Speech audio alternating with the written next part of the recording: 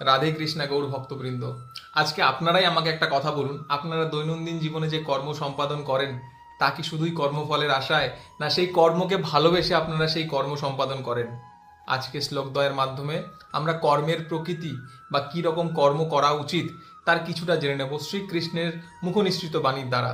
আজকে আমরা শুরু করতে চলেছি শ্রীমদ্ ভগবদ্ গীতার ২য় অধ্যায়ের ৪৮ এবং ৪৯তম শ্লোক।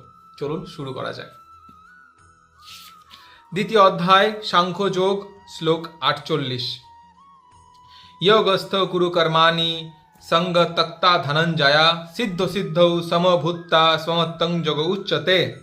যার বঙ্গানুবাদ করলে দাঁড়ায়, মন শান্ত রেখে নিজের কর্তব্য পালন করো, জয় বা পরাজয় দুটোকেই সমানভাবে গ্রহণ করো, এটাই গীতার প্রকৃত শিক্ষা। শ্লোক ৪৯, দ্বিতীয় অধ্যায় সাংখ্যযোগ। দূরেন ইয়াবরং কর্ম বুদ্ধি যোগং ধনঞ্জয় বুদ্ধৌ শরণমচ্চ কৃপণাঃ ফলহেতব।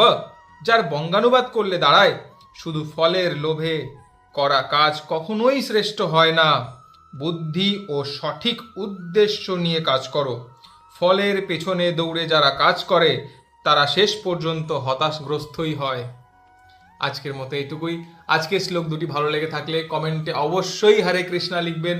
আমার সাথে দেখা হবে এক নতুন দিনে নতুন শ্লোক নিয়ে। আজকের মতো বিদায়। হরে কৃষ্ণা।